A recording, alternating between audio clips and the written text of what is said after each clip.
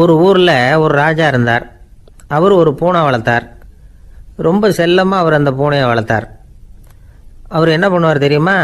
இரவு நேரத்தில் அந்த பூனையோட தலையில் ஒரு விளக்கை வச்சுருவார். அந்த பூனை ரொம்ப ஜாக்கிரதையாக அந்த விளக்கு கீழே விழுந்துடாமல் பார்த்துக்கும். தலையை ஆட்டாமல் ரொம்ப நிதானமாக ராஜா பின்னாடி நடந்து போய்கிட்டே இருக்கும். அந்த விளக்கு வெளிச்சத்தில் எல்லா வேலைகளையும் செஞ்சுருவார். கையில் ஒரு விளக்கை தனியாக எடுத்துகிட்டு போக வேண்டிய அவசியமே இல்லை. விளக்கை தூக்கிட்டு போகிற வேலையை அந்த பூனை பார்த்துக்கும். அதனால் ராஜாவுக்கு அந்த பூனை மேலே ரொம்ப பிரியம். மந்திரிகளையெல்லாம் கூப்பிட்டு அவங்கக்கிட்ட சொல்லுவார், பார்த்தீங்களா இந்த பூனை எவ்வளவு விசுவாசமாக நடக்குது, என் பேரில் எவ்வளவு மரியாதை பார்த்தீங்களா அதுக்கு அப்படிம்பார். இதை கேட்டுவிட்டு அங்கேருந்து அமைச்சர்களில் ஒருத்தர் சொன்னார், மன்னா நீங்கள் சொல்கிறது சரிதான், இருந்தாலும் இந்த பூனையோட விசுவாசத்தை நாம் கொஞ்சம் சோதித்து பார்க்க வேண்டியிருக்கு அப்படின்னாராம். சரி, உங்கள் ஆசையை ஏன் கெடுக்கணும், நல்லா சோதித்து பாருங்கள் அப்படின்னு சொல்லிவிட்டார் ராஜா. உடனே அந்த அமைச்சர் என்ன பண்ணார் தெரியுமா? எங்கேயோ புறப்பட்டு போனார். ஒரு 5-6 எலிகளை பிடிச்சிட்டு வந்தார். அரண்மனையில் ராஜா ஏதோ வேலை பார்த்துக்கிட்டு இருக்கிறாரு. பக்கத்தில் அந்த பூனை ரொம்ப பணிவாக நின்றுக்கிட்டு இருக்குது. அது தலையில் விளக்கு எரிஞ்சிக்கிட்டு இருக்கு. அமைச்சர் தான் பிடிச்சிட்டு வந்த எலிகளை அந்த பூனை பார்வையில் படுறது மாதிரி எதிரில் விட்டார். அந்த எலிகள்லாம் அங்கேயும் இங்கேயும் ஓட ஆரம்பிச்சிது. அதை பார்த்தது பூனை. அவ்வளவுதான். தலையில் இருக்கிற விளக்கை பற்றியும் கவலைப்படலை, ராஜாவை பற்றியும் கவலைப்படல. ஒரே பாய்ச்சலாக பாஞ்சு எலிகளை துரத்த ஆரம்பிச்சுட்டுது. தலையில் இருந்த விளக்கு எங்கேயோ போய் விழுந்தது, அணைஞ்சு போச்சு. இருட்டில் ராஜா தடுமாற ஆரம்பிச்சுட்டார். இந்த சமயத்தில் அந்த அமைச்சர் மறுபடியும் விளக்கை ஏற்றினார். வெளிச்சம் வந்தது. அதுக்கப்புறம் அந்த அமைச்சர் பேசினார், அரசே, பூனையோட விசுவாசத்தை பார்த்தீங்களா? எலி அது கண்ணில் படுற வரைக்கும் தான் விசுவாசமாக இருந்தது. அது மாதிரி எலியை பார்த்ததும் எல்லாத்தையும் விட்டுட்டு அதை துரத்த ஆரம்பிச்சுட்டு பார்த்தீங்களா? தான் அந்த பூனையை பற்றி நினச்சது தப்புங்கிறது அதுக்கப்புறம் தான் அந்த ராஜாவுக்கு புரிஞ்சுதான். சரி, இப்போ எதுக்கு இந்த கதையெல்லாம் அப்படிங்கிறீங்களா? இந்த பூனை மாதிரி தான் நம்ம மனசும். மனசை எவ்வளவு தான் பயிற்சி கொடுத்து பக்குவமாக வச்சுருந்தாலும் பார்க்குறதுக்கு பரமசாது மாதிரி தான் இருக்கும். பார்க்க வேண்டியதை பார்த்துட்டுதுன்னா பாஞ்சிரும். இந்த பூனை மாதிரி புலன் இன்ப பொருள்கள் கிட்டாத வரைக்கும் மனம் அடங்கி இருக்கிறது மாதிரி தான் தெரியும். கொஞ்சம் வாய்ப்பு கிடைச்சாலும் அது குதிக்க ஆரம்பிச்சிடும், தப்பு பண்ண ஆரம்பிச்சிடும். பெரிய பெரிய முனிவர்கள் வாழ்க்கையில் நடந்த வீழ்ச்சி இதை தான் நிரூபிக்குது. புலன்களின் ஆற்றல் அதிகம். அதனால் மனக்கட்டுப்பாடு பயிற்சிகளில் ரொம்ப எச்சரிக்கையாக இருக்கணுங்கிறார் சுவாமி சிவானந்தர். மது பழக்கத்தையே விட்டுவிட்டேன்னு உறுதியாக இருப்பான். கடை கண்ணில் பட்டுவிட்டதுன்னா கால் அவனை கேட்காமலே இழுத்துக்கிட்டு உள்ளே போயிடும். இதுதான் மனசுங்கிறது. அதுதான் அந்த ராஜா வளர்த்த பூனை. நம்மால் ஒருத்தன் அந்த ராஜா பூனை தலையில் விளக்க வச்சது மாதிரி இவன் தன்னுடைய தலையிலேயே ஒரு விளக்கை ஏற்றி வச்சுக்கிட்டு என்னத்தையோ தேட ஆரம்பித்தான். தேடிக்கிட்டு இருக்கிறான். தலையை ஆட்டாமல் நிதானமாக நடந்து ரொம்ப நேரமாக தேடிட்டு இருக்கிறான். அந்த சமயம் அங்கே வந்த ஒருத்தர், என்னத்தை தேடுறீங்கன்னு கேட்டார். அதுதான் மறந்து போச்சு அப்படின்னு இழுத்தான். சரி, கொஞ்சம் இப்படி உட்காருங்க, ஞாபகம் வந்ததும் தேட ஆரம்பிக்கலாம் அப்படின்னார் அவர். இவன் கொஞ்ச நேரம் உட்காந்து யோசித்தான். அப்புறம் திடீர்னு எழுந்திரிச்சான். ஞாபகம் வந்துட்டுதுன்னா. என்னன்னு கேட்டார். எங்கள் வீட்டில் இருந்த விளக்கை எங்கே வச்சேன்னு தெரியல, அதை தான் தேடிக்கிட்டு இருக்கிறேன், ஏற்றி வைக்கலாம்னு பார்க்குறேன் அப்படின்னா. வாழ்க்கையில் சில சந்தர்ப்பங்களில் நாம் சில அவமானங்களை சந்திச்சே தீர வேண்டியிருக்கு. என்ன பண்ணுறது, காலம் அப்படி. அவமானப்படுறவங்க உடனே அடங்கி போய்டுறது தான் உலக வழக்கம். அவமானப்பட்டால் உடனே சீறி எழறவங்களும் உண்டு. ஆனால் அதையே ஒரு சவாலாக எடுத்துக்கிட்டு முன்னுக்கு வர்றவங்களும் சில பேர் இருக்கிறாங்க. அவங்க ரொம்ப அபூர்வம். இன்றைக்கி மனோதத்துவ நிபுணர்கள்லாம் என்ன சொல்கிறாங்க தெரியுமா? அவமானப்பட்டுட்டா உடனே அடங்கி போயிடக்கூடாதான். அதையே ஒரு சவாலாக எடுத்துக்கிட்டு மனசில் ஒரு வைராக்கியத்தோடு முயற்சி பண்ணினா வாழ்க்கையில் எல்லாரும் முன்னேறலாமா. அவமானங்கிறத நாம் வைராக்கியமாக மாற்றிக்கணும். அதுதான் வெற்றிக்கு வழி. ராமர் இந்த பூமியில் பிறந்ததே ஒரு வைராக்கியத்தினால தான் சார் அப்படின்னார் ஒருத்தர். எப்படிங்க அது அப்படின்னு கேட்டேன். அவர் சொன்னார், தசரதருக்கு ராமர் குழந்தையாக பிறக்கணும், அப்போ தான் இங்கே இருக்கிற கஷ்டங்கள்லாம் நீங்கும் அப்படின்னு சர்வ லோகமும் எதிர்பார்த்துக்கிட்டு இருக்குது. ஆனால் அவர் எப்போ பிறப்பார் அப்படின்னு யாருக்கும் தெரியல. அந்த காரியம் சீக்கிரம் நடக்கணுமே, அதுக்கு என்ன பண்ணுறது? நாரதர் வந்தார் ஒரு நாள் தசரதரை தேடி.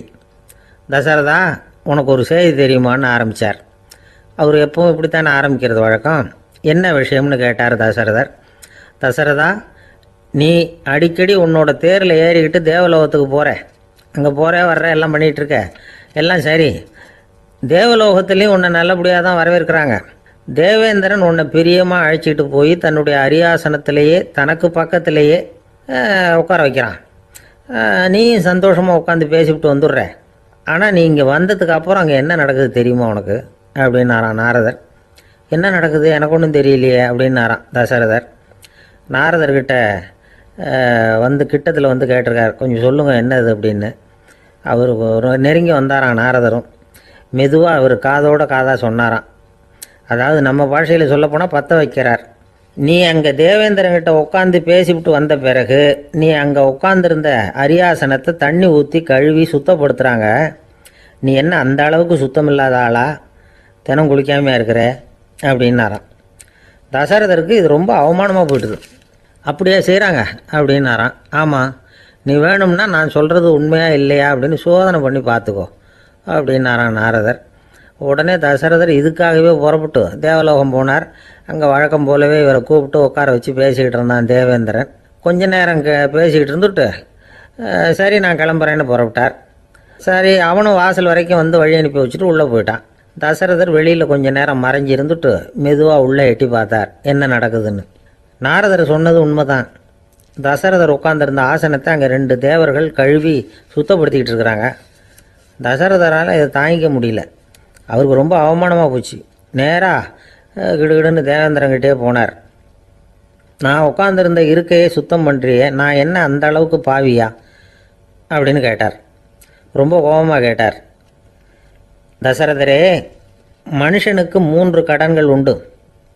தேவ கடன், ரிஷி கடன், பித்ரு கடன். இதை தீர்க்காதவன் பாவியாகிறான். இதில் மகனை பெறுவதால் தான் பித்ரு கடன் தீரும். உனக்கு மகன் கிடையாது, அதனால் நீ பாவி ஆகிற. பாவி உட்காந்துருந்த இடம்ங்கிறதுனால அதை சுத்தம் செய்ய வேண்டியது எங்கள் கடமை அப்படின்னு நானும் தேவேந்திரன். இந்த இடத்துல தசரதருக்கு ஏற்பட்ட அவமானம் ஒரு வைராக்கியமாக மாறிச்சு. தேவேந்திரனே கேட்டுக்கோ, ஒரு மகனை பெற்ற பிறகு தான் இந்த சபையில் மறுபடியும் அடி எடுத்து வைப்பேன் அப்படின்னு சொல்லிவிட்டு போயிட்டாரான். போய் புத்திர காமேஷ் யாகம் பண்ணார். புத்திரர்கள் பிறந்தார்கள். இந்த கதையில் உள்ள கருத்து என்னென்னா, தேவேந்திரன் தசரதரை அப்படி அவமானப்படுத்தலைன்னா அவருக்கு இப்படி ஒரு வைராக்கியம் பிறந்திருக்குமா யோசிச்சு பார்க்கணும். நமக்கு ஏற்படுகிற சில அவமானங்களையும் வைராக்கியமாக மாற்றிக்குவோம். அப்படி மாற்றிக்கிட்டோம்னா வாழ்க்கையில் வந்து முன்னேறலாம். நம்ம ஆளுங்க சில பேர் அவமானத்தை வந்து வைராக்கியமாக மாற்றிக்கிறது எப்படி தெரியுமா? நம்மக்கிட்ட ஒரு பையன் சொன்னான், எங்கள் அப்பா என்னை எல்லாருக்கும் முன்னாடி வச்சு திட்டிவிட்டார், பொறுப்பு இல்லாமல் ஊர் சுற்றுறேன்னு சொல்லி அவமானப்படுத்தி விட்டார். இனிமேல் நீ என் முகத்திலேயே முழிக்காதரா போடான்னு வேற சொல்லிவிட்டார்.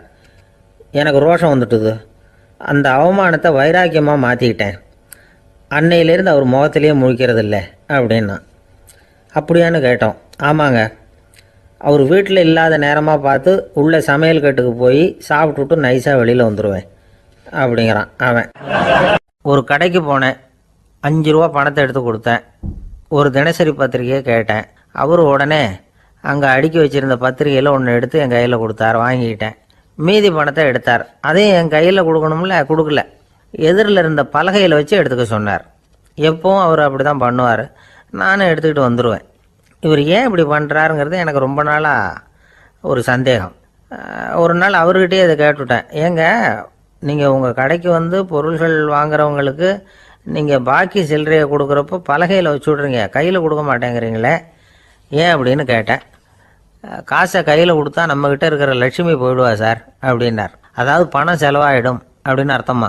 இன்னொரு நண்பர், அவர் ஒரு நாள் வழக்கத்துக்கு மாறாக ரொம்ப சோகமாக உட்காந்துருக்கிறார். ஏங்க என்னாச்சு, ஏன் இப்படி கப்பலே கவிழ்ந்தது மாதிரி உட்காந்துருக்குறீங்க அப்படின்னு கேட்டேன். கப்பலே கவிழ்ந்திருந்தா கூட நான் இப்படி கவலைப்பட மாட்டேன் சார், வேற ஒன்று நடந்து போச்சுன்னார். என்னன்னு கேட்டேன். என் உச்சந்தலையில் பல்லி ஒன்று விழுந்துட்டுதுன்னார். அதுக்காகவா இப்படி அப்படின்னு ஆச்சரியப்பட்டேன். ஆமாங்க, பல்லி உச்சந்தலையில் விழுந்தால் பலன் என்னன்னு பஞ்சாங்கத்தில் பார்த்தேன், மரணம்னு போட்டிருக்கு அப்படின்னு சொல்லிவிட்டு அவர் தொடர்ந்து கவலைப்பட ஆரம்பிச்சிட்டார். இப்படியும் ஒருத்தர், என் கூட வேலை பார்க்குற ஒருத்தர் எப்படி தெரியுமா, தினமும் வலது காலை வச்சு தான் ஆஃபீஸுக்கு உள்ளே நுழைவார். என்னைக்காவது தவறுதலாக இடது காலை வச்சு உள்ளே வந்துட்டார்னா அன்னைக்கு பூரா மனசு சங்கடப்படுவார். எந்த வேலையும் சரியாக ஓடாது. கேரம் போர்டு ஆடுற ஒருத்தர் எப்போ ஆட உட்காந்தாலும் ஸ்ட்ரைக்கரை கை தவறி கீழே விழுற மாதிரி பண்ணி அதுக்கப்புறம் அதை எடுத்துக்கிட்டு ஆட உட்காருவார். ஏன்னா எப்போவோ ஒரு தடவை நிஜமாகவே அது வந்து கை தவறி கீழே விழுந்திருக்குது. அன்னைக்கு பிரமாதமாக ஜெயிச்சுட்டார். உடனே ஒரு முடிவுக்கு வந்துட்டார், கை தவறுனா லாபம் அப்படின்னு. அதுக்கப்புறம் அதையே பழக்கமாக்கிக்கிட்டார். பூனை குறுக்க போனால் சகுனம் சரியில்லைன்னு நினைக்கிறவங்க உண்டு. ஆனால் ஒருத்தர் எப்படி தெரியுமா, அவர் வெளியில் கிளம்புற சமயம் பக்கத்து வீட்டு ரேடியோவில் மியாவ் மியாவ் பூனை குட்டின்னு பாட்டு சத்தம் கேட்டால் கூட போதும், சகுனம் சரியில்லைன்னு பிரயாணத்தை கேன்சல் பண்ணிவிடுவார். இப்போ இவ்வளவும் எதுக்கு சொல்கிறோம்னா, அளவுக்கு மீறின சகுன நம்பிக்கைகள் இருக்குது பாருங்கள், இதோட பயமும் சேர்ந்துக்கிட்டதுன்னு வச்சுக்கோங்க, இது ஒருத்தருடைய மனநிலையை பாதிச்சிடும். இது உளவியல் நிபுணர்கள் சொல்கிற கருத்து. வாழ்க்கையே தடுமாற வச்சிரும். பாதுகாப்பு இல்லாத உணர்வு, ஒரு விதமான டிப்ரெஷன் மனநிலை, இதெல்லாம் தான் இதுக்கு காரணமாக அமையலாம். சில பேர் காய்கறி நறுக்க கத்தியை கையில் எடுத்தால் கூட நேரம் சரியாக இருக்கா அப்படின்னு பார்த்துட்டு தான் வேலையை ஆரம்பிக்கிறது வழக்கம். அறிவு தான் மனசுக்கு வாத்தியாராக இருக்கணும், அப்போ தான் வாழ்க்கை நிம்மதியாக இருக்கும். அறிவு மனசு சொல்கிறபடியெல்லாம் கேட்க ஆரம்பிச்சுட்டுதுன்னா இடைஞ்சல் தான். ஒருத்தருக்கு 7ஆம் நம்பர் தான் ராசியான நம்பரான், 7ஆம் தேதி தான் எந்த காரியத்தையும் ஆரம்பிப்பாராம். 7 எழுத்து வர்றது மாதிரி பேரை மாற்றி வச்சுக்கிட்டார். 7 மணிக்கு தான் தினமும் எழுந்திருப்பார். 7ஆம் நம்பர் வீட்டில் தான் குடியிருக்கார். கல்யாணம் கூட 7ஆம் தேதி தான் பண்ணிக்கிட்டார். அவர் ஒரு நாள் குதிரை பந்தயத்துக்கு போனாராம். குதிரையோட பேரையெல்லாம் பார்த்தார். ஒரு குதிரையோட பேர் 7 எழுத்தில் அமைஞ்சிருந்தது. 7 தானே இவருக்கு அதிர்ஷ்ட நம்பர். அதனால் உடனே அது பேரில் பணத்தை கட்டினார். பந்தயம் நடந்தது. என்ன சார் ஆச்சுன்னு கேட்டாங்க. நான் பணம் கட்டின அந்த என்னோட குதிரை 7ஆவதாக சேர்ந்தது சார் அப்படின்னாராம் சோகமாக. ஒரு பெரியவர் உட்கார்ந்துருக்கிறார். அவரை சுற்றி அவருடைய தோழர்கள் உட்கார்ந்துருக்கிறாங்க. ஏதோ ஒரு முக்கியமான செய்தியை அவர் அவங்களுக்கு சொல்லிகிட்டு இருக்கிறார். அவங்களும் ஆர்வமாக கேட்டுக்கிட்டு இருக்கிறாங்க. இந்த சமயத்தில் யாரோ ஒரு ஆள் வேகமாக அங்கே வர்றார். வர்ற வேகத்திலேயே எனக்கு ஏதாவது உதவி செய்யுங்க அப்படின்னு கேட்டுக்கிட்டே வர்றார். கேட்கறது உதவி, ஆனால் குரல் மிரட்டுறது மாதிரி இருக்குது, அதட்டி கேட்கறது மாதிரி இருக்குது. இதை கேட்டதும் அந்த பெரியவர் ஆத்திரப்படலை, ஆனால் அவரை சுற்றி இருந்தவங்க ஆத்திரப்பட்டாங்க. இதை பெரியவர் கவனித்தார். கொஞ்சம் அமைதியாக இருங்கன்னார். வந்தவரை கூப்பிட்டார். அவருக்கு சில பொருள்களை கொடுத்தார். என்னங்க இப்போ உங்களுக்கு மகிழ்ச்சி தானே அப்படின்னார். ஆ அப்படின்னு அலட்சியமாக அவர் சொல்கிறார். நான் உங்களை நல்ல முறையில் நடத்தினேன்னா அப்படின்னு கேட்குறாரு அவர் மறுபடியும். அதெல்லாம் ஒன்றும் இல்லை அப்படின்னு சொல்லி அவர் சொல்லிகிட்டு இருக்கிறாரு. குரலில் கடுமை குறையில. சுற்றி இருந்தவங்களால இதை பொறுத்துக்க முடியல. கோபத்தோடு அவரை நோக்கி நெருங்க ஆரம்பித்தாங்க. பெரியவர் அவங்களையெல்லாம் தடுத்து நிறுத்தினார். வந்தவரை வாங்க என்னோட அப்படின்னு சொல்லி அழைச்சிட்டு போனார். வீட்டுக்கு போனார். அங்கே போனதும் இன்னும் சில பொருள்களை எடுத்து அவர்கிட்ட கொடுத்தார். இப்போ திருப்தி தானே, நான் உங்ககிட்ட நல்ல முறையில் நடந்துக்கிட்டேனா அப்படின்னார். அவர் முகம் இப்போ தான் கொஞ்சம் மலர்ந்தது. ரொம்ப நன்றி, இறைவன் உங்கள் குடும்பத்துக்கு எல்லா நன்மைகளையும் செய்வான் அப்படின்னு சொன்னார். இதே வார்த்தைகளை என்னுடைய தோழர்கள்கிட்டே சொல்லிட்டீங்கன்னா அவங்க கோபம் தணிஞ்சிரும், வர முடியுமான்னார். கண்டிப்பாக வர்றேன் அப்படின்னாரு. மறுநாள் காலையில் அந்த இடத்துக்கு வந்தார். அதே மாதிரி சொல்லிவிட்டு அவர் போயிட்டார். தோழர்கள்லாம் ரொம்ப வியப்போடு பெரியவரை பார்த்தாங்க. அந்த பெரியவர் தான் நபிகள் நாயகம். அவர் சொன்னார், ஒருத்தன் ரொம்ப ஆசையாக ஒரு ஒட்டகத்தை வளர்த்துக்கிட்டு வந்தான். ஒரு நாள் அந்த ஒட்டகம் கயத்தை அறுத்துக்கிட்டு ஓடி போயிட்டுது. அக்கம் பக்கத்தில் இருக்கிறவங்கெல்லாம் அந்த ஒட்டகத்தை பிடிக்கிறதுக்கு முயற்சி பண்ணாங்க. அதை துரத்திக்கிட்டு ஓடினாங்க. ஒட்டகம் தாறுமாறாக ஓட ஆரம்பிச்சுது. இந்த சமயத்தில் ஒட்டகத்தை வளர்த்தவன் அங்கே ஓடி வந்தான். நீங்கள் அதை ஒன்றும் செய்ய வேணாம், விட்டுருங்க, அதோட சுபாவம் எனக்கு நல்லா தெரியும், அதை சுலபமாக என்னோட வழிக்கு கொண்டுட்டு வந்துட முடியும், நான் பார்த்துக்கிறேன், விட்டுருங்கோ அப்படின்னா. எல்லாரும் விலைக்கு போயிட்டாங்க. இவன் என்ன செஞ்சான் தெரியுமா, கொஞ்சம் புல்லை கையில் எடுத்துக்கிட்டு அந்த ஒட்டகத்தை நெருங்கினான். அவ்வளவுதான். அது ஓடி இவன் காலடியில் உட்காந்துக்கிட்டது. செல்லமாக அதை அப்படியே தடவி கொடுத்தான். முதுகில் ஏறி உட்காந்துக்கிட்டான். அது பாட்டுக்கு சாதுவாக நடந்து போகுது. இந்த கதையை நபிகள் நாயகம் தம்முடைய தோழர்களுக்கு சொல்கிறார். ஒட்டகத்தை மட்டும் இல்லை, சில மனிதர்களையும் கூட சில விதத்தில் அணுகிதான் அவர்களை சீர்திருத்த வேண்டியிருக்குது அப்படிங்கிறத அவங்களுக்கு உணர்த்தினார். இது ஒரு அழகான உளவியல் அணுகுமுறை. சில குடும்ப தலைவர்கள் கூட இந்த ஒட்டகம் மாதிரி நடந்துக்கிறது உண்டு, அப்புறம் அடங்கி போகிறதும் உண்டு. ஒரு குடும்ப தலைவர் காலையில் எழுந்திரிச்சதுலேருந்து சத்தம் போட்டு கத்திக்கிட்டு இருப்பார். பக்கத்தில் இருந்தவங்கெல்லாம் ஓடி போய் சமாதானம் பண்ணி பார்த்தாங்க. அவர் ஓயறது மாதிரி தெரியல. கடைசியில் அவர் மனைவி வந்தாங்க. நீங்கள் எல்லாம் விலகி போயிடுங்க, அவர் சுபாவம் எனக்கு தெரியும், நான் பார்த்துக்கிறேன் அப்படின்னாங்க. சரின்னு எல்லாரும் போயிட்டாங்க. சாயந்தரமாக பார்க்குறாங்க, அவர் சத்தம் இல்லாமல் ஒரு மூலையில் உட்காந்துருக்கிறார், ரொம்ப சாதுவா. ஆச்சரியமாக இருந்தது. என்னம்மா பண்ணீங்கன்னு கேட்டாங்க. அது ஒன்றும் இல்லைங்க, ஒரு வேளை சாப்பாட்டை நிறுத்தினேன், பட்னி போட்டேன், அவ்வளவுதான் அப்படின்னாங்க அந்த அம்மா. ஒரு ராஜா இருந்தார். நாடு பூராவும் நிறைய மரங்களை நட்டு வளர்க்கணுங்கிறது அவரோட ஆசை. தானே அதுக்கு முன்மாதிரியாக இருக்கணும்னு நினைச்சார். அரண்மனையை சுற்றி மரங்களை நட்டு வளர்த்தார். இதை பார்த்துட்டு ஜனங்களும் அவங்கவுங்க வீட்டை சுற்றி மரக்கன்றுகளை நட்டு வளர்த்தாங்க. கொஞ்ச காலத்தில் ஊர் பூரா பசுமையாக மாறிச்சு. எல்லாருக்கும் சந்தோஷமாக இருந்தது. இது ஒரு பக்கம் இருக்கட்டும். இப்போ நான் சொல்ல போகிற கதை வேற. அதாவது அந்த ராஜா ஒரு நாள் தன்னுடைய அரண்மனையை சுற்றி இருக்கிற விதவிதமான மரங்களை எல்லாம் போய் பார்த்தார். எப்படி இருக்கிறீங்க அப்படின்னு ஒவ்வொரு மரத்துக்கிட்டையும் விசாரிச்சாராம். எந்த மரமும் சந்தோஷமாக இருக்கிறதா தெரியல. அதுக்கும் மனசில் ஒரு குறை. முதல்ல ஆலமரத்துக்கிட்ட போனார். அது சொல்லிச்சு, மண்ணா நான் நல்லா பெருசாக வளர்ந்துருக்கிறேன், அடர்த்தியாக இருக்கிறேன், கிளையெல்லாம் 4 பக்கமும் நல்லா படர்ந்து தான் இருக்குது, இருந்தாலும் எந்த பிரயோஜனமும் இருக்கிறதா தெரியல எனக்கு. என்னுடைய பழம்லாம் ரொம்ப சின்னதாக இருக்குது, என் கண்ணுக்கு சரியாக புறப்பட மாட்டேங்குது. நான் இருக்கிற சைஸுக்கு என்னுடைய கிளையில் இருக்கிற பழம்லாம் எவ்வளவு பெருசாக இருக்கணும், அது இத்தினூண்டு இருக்கிறது எனக்கு பெரிய அவமானமாக இருக்குது. இப்படி இங்கே நின்றுக்கிட்டு இருக்கிறதே ரொம்ப கூச்சமாக இருக்குது. ஒரு நல்ல புயல் வந்ததுன்னா பேசாமல் சாஞ்சு விடலாமான்னு பார்க்குறேன் அப்படின்னு புலம்புது ஆலமரம். சரி இருக்கட்டும்னு நினச்சிக்கிட்டு ராஜா அடுத்தபடியாக ஒரு அத்தி மரத்துக்கிட்ட போனார். அதுவும் புலம்ப ஆரம்பிச்சுட்டுது. நான் கூட பெரிய மரம் தான், இல்லை இலையெல்லாம் அழகாக தான் இருக்குது, பழம் அழகாக இருக்குது, இருந்தாலும் உள்ள விஷயம் இல்லையே, அத்தி பழத்தை புட்டு பார்த்தா அத்தனையும் சொத்தை அப்படின்னு பழமொழியே உண்டாயிட்டுதே, இப்படி ஒரு கெட்ட பேரோட நான் இருக்கணுமா அப்படின்னு புலம்புது அது. சரி இது இருக்கட்டும் அப்படின்னு சொல்லி அடுத்தபடியாக வேப்ப மரத்துக்கிட்ட போனார். அது தன்னுடைய வேதனையை வெளியிட்டது. எனக்கு எவ்வளவோ மருத்துவ குணங்கள்லாம் இருக்கிறதா சொல்லிக்கிறாங்க, இருந்தாலும் என்ன பிரயோஜனம், என்னுடைய பழத்தை மனிதர்கள் யாரும் விரும்பி சாப்பிட்றது இல்லையே அப்படின்னுது. ராஜா அடுத்தாப்புல இருந்து ஒரு பனை மரத்துக்கிட்ட போனார். நான் நல்லா உயரமாக தான் வளர்ந்துருக்கிறேன், மற்ற மரங்கள்லாம் என்னை அண்ணாந்து தான் பார்க்கணும், இருந்தாலும் என்கிட்ட நிழலுக்காக யாரும் ஒதுங்கிறது இல்லையே அப்படின்னுது. என்ன இது எல்லா மரமும் இப்படி திருப்தி இல்லாமல் இருந்துகிட்டு இருக்குதே அப்படின்னு நினச்சிக்கிட்டே ராஜா அடுத்தபடியாக அங்கே இருந்த ஒரு பைன் மரத்துக்கிட்ட போனார். அழகாக உயரமாக பசுமையாக தான் இருந்தது, ஆனால் பழமோ பூவோ கிடையாது. அதை நினச்சி அது வருத்தப்பட்டுக்கிட்டு இருக்குது. ஓக் மரம் அது ஒன்று நின்றுட்டு இருந்தது. அது என்ன சொல்லிச்சுன்னா, இலையுதிர் காலத்தில் என் மேலே இருக்கிற எல்லா இலைகளும் உதிர்ந்து போடுது, முடி கொட்டின மனிதர்கள் மாதிரி மொட்டையாக நான் நிற்க வேண்டி இருக்குது, என்ன வாழ்க்கை இது அப்படின்னு சொல்லி அழுத்துக்கிட்டது. சரி புளிய மரம் என்ன சொல்லுது பார்ப்போம்னு அதுகிட்ட போனால், என்னுடைய நிழலில் யாருமே தங்க மாட்டாங்க, உடம்புக்கு சூடுன்னு ஒதுங்கி போயிடுவாங்க, அடிமரத்தை பார்த்தீங்கன்னா பட்டையெல்லாம் உறிஞ்சி பார்க்கறதுக்கே கேவலமாக இருப்பேன் அப்படின்னுது அது.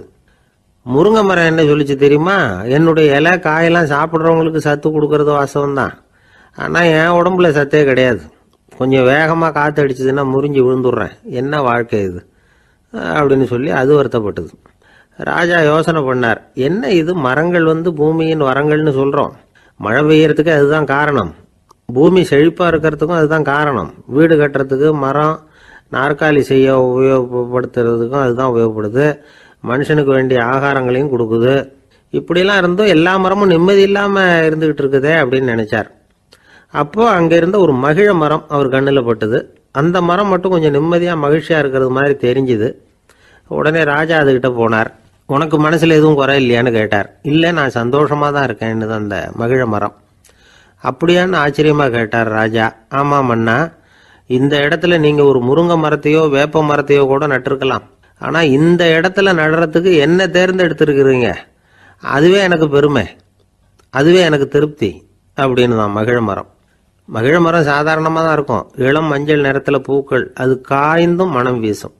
மகிழ மரம் மாதிரி மன திருப்தியோடு வாழறதுக்கு நாம் கற்றுக்கணுமா. நாம் இந்த உலகத்தில் ஒரு நாயாவோ நரியாவோ கூட பிறந்திருக்கலாம், மனுஷனாக பிறந்திருக்கிறோம், அதுவே பெருமை தானே. இந்த நிறைவு தான் மகிழ்ச்சியின் ரகசியம்.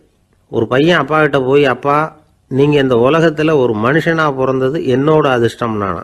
ஏண்டா அப்படி சொல்கிறேன்னு இருக்கார் அப்பா. நீங்கள் ஒரு கரடியாக பிறந்திருந்தா இந்நேரம் நானும் ஒரு கரடி குட்டியாக தானே இருந்திருப்பேன் அப்படின்னு நானா பையன். இந்த உலகத்தில் நாம் நல்லபடியாக இருக்கணும்னா அதுக்கு முக்கியமாக தேவைப்படுறது 2. ஒன்று செல்வம், இன்னொன்று அறிவு. சரி, இது 2ல் சிறந்தது எது அப்படின்னு ஒரு கேள்வி கேட்டால் என்ன பதில் சொல்கிறது? இதே கேள்வியை ஹஸ்ரத் அலி அவர்கள்கிட்ட கேட்டாங்களாம். அவர் ஒரு பெரிய அறிஞர். கேள்வி கேட்டவங்களும் சாதாரண ஆட்கள் இல்லை, இவங்களும் அறிஞர்கள். ஒரு நாள் ஹசரத் அலி அவர்கள்கிட்ட 10 அறிஞர்கள் வந்தாங்களாம். ஐயா, நாங்கள் 10 பேரும் உங்ககிட்ட ஒரே கேள்வியை தான் கேட்க வந்திருக்கிறோம். ஆனால் எங்கள் 10 பேருக்கும் நீங்கள் தனித்தனியாக பதில் சொல்ல முடியுமா அப்படின்னு கேட்டிருக்காங்க. அதாவது அவங்க ஒரே கேள்விக்கு இவர்கிட்ட இருந்து 10 விதமான பதில் எதிர்பார்க்குறாங்க. சரி கேளுங்க, என்ன கேள்வி அப்படின்னார் அவர். அப்போ தான் அவங்க கேட்டாங்களாம், செல்வம் அறிவு இது ரெண்டுல சிறந்தது எது? இதுதான் கேள்வி. ஹசரத் அலி என்ன பண்ணார் தெரியுமா? அவங்கள ஒவ்வொருத்தராக கூப்பிட்டார். ஒவ்வொரு விதமான பதிலை சொல்லி அனுப்புனார். முதல்ல ஒருத்தரை கூப்பிட்டார், சொன்னார், அறிவுங்கிறது தீர்க்கதரிசிகள், ஞானிகள், மகான்கள் இவங்களோட பரம்பரை சொத்து. ஆனால் செல்வம்ங்கிறது கொடுங்கோலரின் ஆயுதம். அதனால் அறிவு தான் சிறந்தது அப்படின்னார். ரெண்டாவது ஆளை கூப்பிட்டார். உங்ககிட்ட செல்வம் இருந்தால் நீங்கள் தான் அதை காப்பாற்றணும். ஆனால் அறிவு உங்களை எப்பவும் காப்பாற்றும். ஆகவே அறிவு தான் சிறந்தது அப்படின்னார். மூணாவது ஆளை கூப்பிட்டார். செல்வந்தனுக்கு எப்போதும் விரோதிகள் அதிகம், ஆனால் அறிஞனுக்கு நண்பர்கள் அதிகம். அதனால் அறிவு தான் சிறந்ததுன்னார். அடுத்தவரை கூப்பிட்டார். செல்வம் அடுத்தவங்களுக்கு கொடுக்க கொடுக்க குறையும், ஆனால் கல்விங்கிறது அதிகரிச்சுக்கிட்டே வரும், கொடுக்கறதுனால குறையாது. அதனால் அறிவு தான் சிறந்ததுன்னார். இன்னொருத்தரை கூப்பிட்டார். அறிவுள்ளவன் எப்பவும் அதை அடுத்தவங்களுக்கு வாரி வழங்கிக்கிட்டே இருப்பான். அதனால் அவங்ககிட்ட தாராளத்தன்மை இருக்கும். ஆனால் செல்வந்தன்கிட்ட கஞ்சத்தனம் தான் இருக்கும். அதனால் அறிவு தான் சிறந்ததுன்னார். ஆறாவது நபரை கூப்பிட்டார். செல்வத்தை கள்வர்கள் திருடிட்டு போக முடியும், ஆனால் அறிவை அப்படி திருடிட்டு போக முடியாது அப்படின்னார். ஏழாவது நபரை கூப்பிட்டார். செல்வம் கால ஓட்டத்தில் அழிஞ்சிரும், ஆனால் அறிவை கால ஓட்டம் ஒன்றும் பண்ண முடியாது. ஆகவே அறிவே சிறந்ததுன்னார். எட்டாவது ஆளை கூப்பிட்டு சொன்னார், செல்வத்துக்கு எப்பவும் எல்லை உண்டு, நிறைவு உண்டு, அளவு உண்டு, கணக்கு உண்டு. ஆனால் அறிவுக்கு அப்படிப்பட்ட எல்லை எதுவும் கிடையாது. அதனால் அதுதான் சிறந்ததுன்னார். அடுத்தவனை கூப்பிட்டார். செல்வம் உள்ளத்தில் உள்ள ஒளியை போக்கிவிடும், இருட்டை உண்டாக்கிவிடும், விரிந்த மனப்பான்மையை குறுகலாக்கிவிடும். ஆனால் அறிவு அப்படி இல்லை, இருண்ட உள்ளத்தில் ஒளியை பாய்ச்சி அதை விசாலப்படுத்துது. அதுதான் சிறந்ததுன்னார். கடைசியாக 10வது நபரை கூப்பிட்டார். செல்வம் மனசில் செருக்கை உண்டாக்குது, ஆணவத்தை ஏற்படுத்துது. அதனால் நானே கடவுள்னு நினைக்கிற அளவுக்கு மனுஷனை தாழ்த்தி விடுது. ஆனால் அறிவு பணிவையும் பண்பாட்டையும் வளர்க்குது. அதனால் அறிவு தான் சிறந்ததுன்னார். ஆக இப்படி 10 பேருக்கும் 10 விதமாக பதில் சொன்னது மூலமாக ஹசரத் அலி அவர்கள் அறிவு தான் செல்வத்தை விட சிறந்தது அப்படிங்கிறதுக்கு 10 காரணங்களை சுட்டி காட்டியிருக்கார். அந்த அறிஞர் 10 பேர் கேட்ட ஒரே கேள்விக்கு 10 பதில் சொன்னார். நமக்கு வேண்டிய ஒருத்தர் 10 பேர் கேட்ட கேள்விக்கு ஒரே பதில் சொல்லி சமாளித்தார். கேள்வி என்ன தெரியுமா? என்கிட்ட வாங்கின கடனை எப்போயா திருப்பி கொடுக்க போகிற? இதுதான் அந்த 10 பேரும் கேட்ட ஒரே கேள்வி. இந்த மாதம் 26ஆம் தேதி தந்துடுறேன் அப்படிங்கிற ஒரே பதில் சொல்லி அவ்வளவு பேரையும் இவர் அனுப்பி வச்சுட்டாராம். எல்லாரும் போனதுக்கப்புறம் இவரை தனியாக கூப்பிட்டு கேட்டிருக்கிறாங்க. அது என்ன சார் கணக்கு, 26ஆம் தேதி அன்னைக்கு என்ன அதிசயம் நடக்க போகுது அப்படின்னு கேட்டிருக்காங்க. அதிசயம் அன்னைக்கு இல்லை, அதுக்கு நாளே நடக்க போகுதுன்னாராம். விவரமாக சொல்லுங்கன்னு இருக்காங்க. வேற ஒன்றும் இல்லைங்க, 26ஆம் தேதி தானே எல்லாரையும் வர சொல்லியிருக்கிறேன், அதுக்கு நாளே நான் புறப்பட்டு தலைமறைவாயிட போகிறேன் அப்படின்னாராம் ரொம்ப பெருமையாக. ஒரு விவசாயி விதைக்கிறதுக்காக வயல்வெளி பக்கம் போகிறார். விதைகளை அள்ளி வீசினார். அப்போ என்ன ஆச்சுன்னா, சில விதைகள் பாதை ஓரத்தில் விழுந்தது, சில விதைகள் முள் செடிகள் மண்டி இருந்த புதருக்கு இடையில் விழுந்தது, சில விதைகள் நல்ல நிலத்தில் விழுந்தது. பாதை ஓரத்தில் விழுந்த விதை என்ன ஆச்சுன்னா, அதெல்லாம் பறவைகள் கண்ணில் போட்டுவிட்டுது. உடனே உட்காந்து கொத்தி தின்னுட்டு போட்டுது. அதிகமாக மண் இல்லாத பாறை பகுதியில் விழுந்த விதையெல்லாம் லேசாக வேர் விட்டு முளைக்க ஆரம்பிச்சிது. அதுக்கப்புறம் வேர் கீழேயும் ஆழமாக போக முடியல, மேலேயும் சூரிய வெப்பம் அதிகம் தாங்க முடியல, எல்லாம் காஞ்சி கருகி போட்டுது. புதர் பகுதியில் சில விதைகள் விழுந்தது இல்லையா, முள் செடிகள் காடாக மண்டி போயிருந்தது. அதனால் முளைச்சி வர்ற செடிக்கு நெருக்கடி அதிகமாக போட்டுது, சரியாக வளர முடியல, விளைச்சலும் சரியா இல்லை.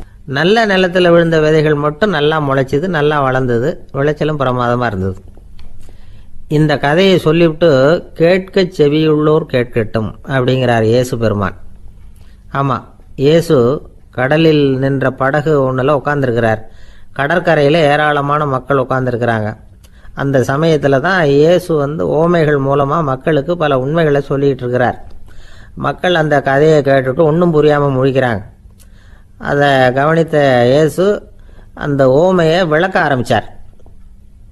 இதில் அந்த விதைக்கிறவர் தான் இறைவன். அவருடைய வார்த்தைகளை விதைக்கிறார்.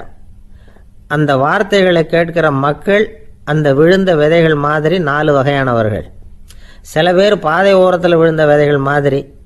இறைவன் வார்த்தைகளை அவங்க கேட்குறாங்க, ஆனால் தீய எண்ணங்கள் செய்கைகள் மூலமாக விதைக்கப்பட்ட வார்த்தைகள் அழிஞ்சு போடுது.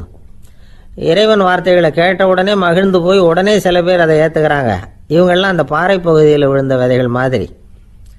அதனால் இவங்கெல்லாம் வேறு இல்லாதவங்க. கொஞ்ச காலத்துக்கு இறை வார்த்தைகளுக்கு கீழ்ப்படிந்து நடப்பாங்க.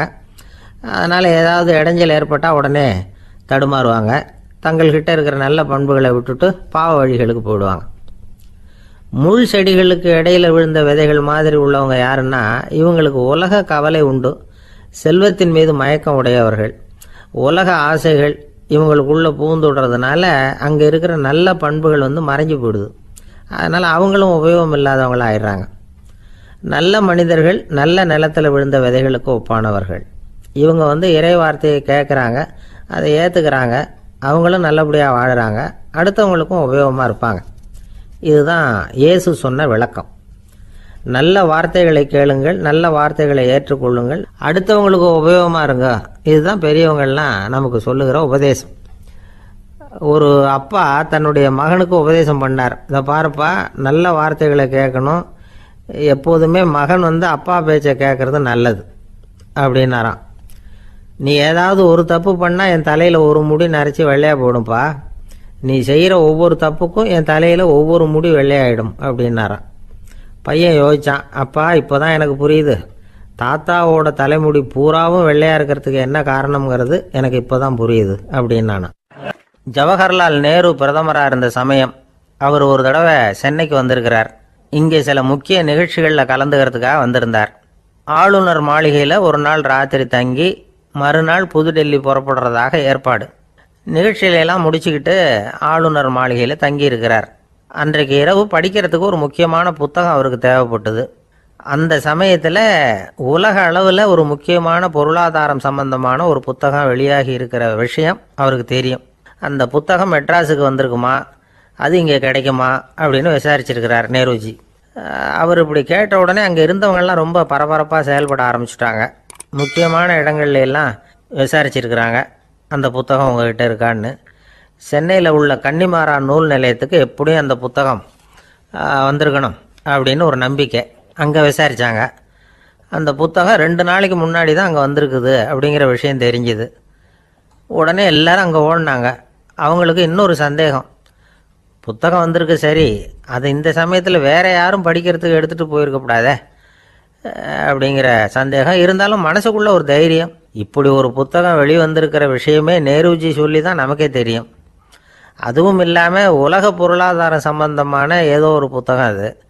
அதை போய் இந்த நேரத்தில் அவ்வளவு ஆர்வமாக யார் எடுத்துகிட்டு போயிட போகிறாங்க அப்படிங்கிற தைரியம். இந்த தைரியத்தோடு அந்த நூல் நிலையத்துக்கு ஓடினாங்க.